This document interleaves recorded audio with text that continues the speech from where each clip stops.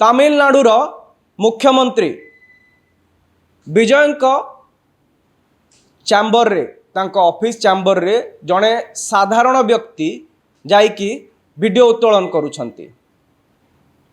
ए video रे आपण माने देखि पारुथिबे जे विजयंक सहित आउ किछि लोक मध्य अछंती।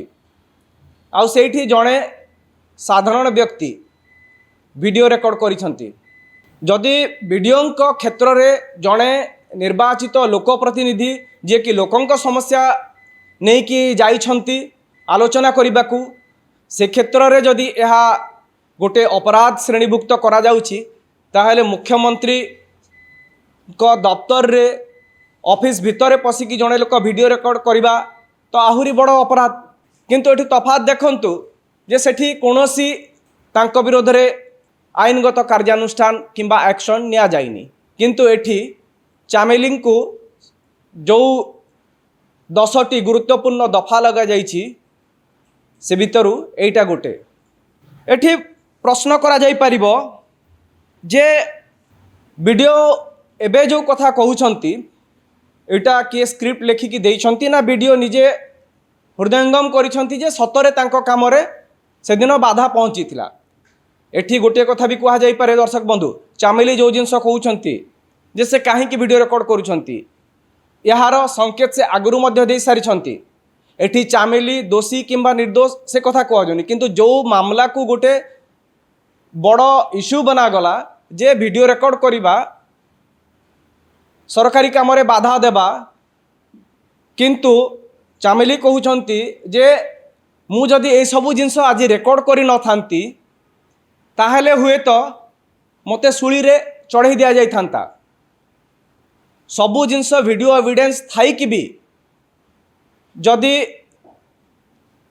मते ए भलिया संगीन दफा लगा जाउची ए भलिया अभियोग आसुची 10-10टा मामला दफा तांको नारे रहिची 4-5 दिन पर्यंत गिरफ होइकी रहिबाकू पड़ुची ताहले जदि यार वीडियो एविडेंस न थांता केमिति यार सूत्रपात हैला कुजी नेता केमिति पसिले ए जदि वीडियो एविडेंस न थांता ताहले मो अवस्था कौन होई थांता बोली चामेली कहउछंती तांको संपर्कीय भी कहउछंती।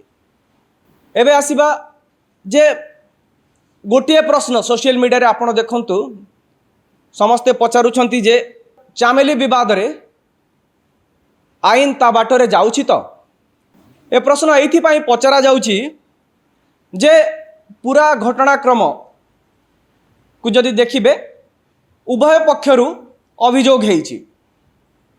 किंतु आश्चर्यजनक भावे जो माने पावर रे अछंती जो माने प्रशासनिक पदपदवी रे अछंती तांको अभियोग आधार रे जड़े 26-27 वर्षर महिला सरपंच को अरेस्ट करागला। कौ भली भावे तांकु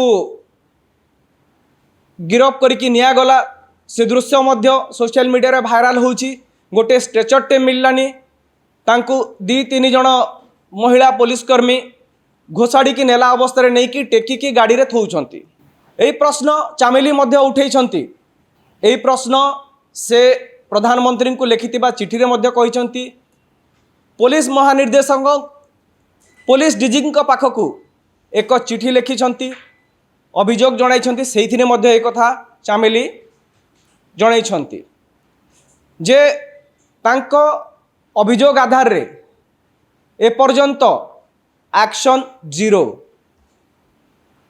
एपर्यंत एक्शन कथा छाड़ंतु जड़े मात्र व्यक्ति को अरेस्ट करा जाइछि जे कि मोबाइल छड़ाइबाकू चेष्टा करुथिले जहाकू चामेली कहउछंती जे से मोबाइल छड़ाइबाकू चेष्टा करथिले किंतु एथिरे सफल हेनंती। तांकर विशेष किछि भूमिका नाही ए पूरा प्रकरण रे।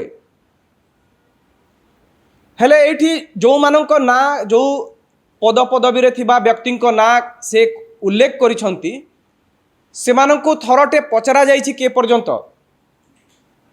प्रथम प्रश्न एने कि आ गोटे कथा कहा जाउछि जे जदि से माने सेही दायित्व रे रही कि ए पर्यंत अछंती आ तांकु थरटे पचरा जाइनी ताहले चामेली को काहे कि अरेस्ट करा गला। चामेली विरोध रे जो अभियोग थिला सेते गोटे संगीन दफा मध्य थिला जे से अटेम्प्ट टू मर्डर मरणांतक आक्रमण करथिले कहा जाउछि जण को कामुडी देइथिले। एठी एया मध्य पचरा जाई पारे जे जो व्यक्ति को से कामुड़ी थिले से व्यक्ति केउं हॉस्पिटल रे एडमिट हेतिले तांको स्वास्थ्य अवस्था केमिति अछि आ से काहे कि आसी मुह खोलु नाहंती जे केउं अवस्था रे चामेली कामुड़िले कामुड़िबा परे तांकर अवस्था कोन हेतिला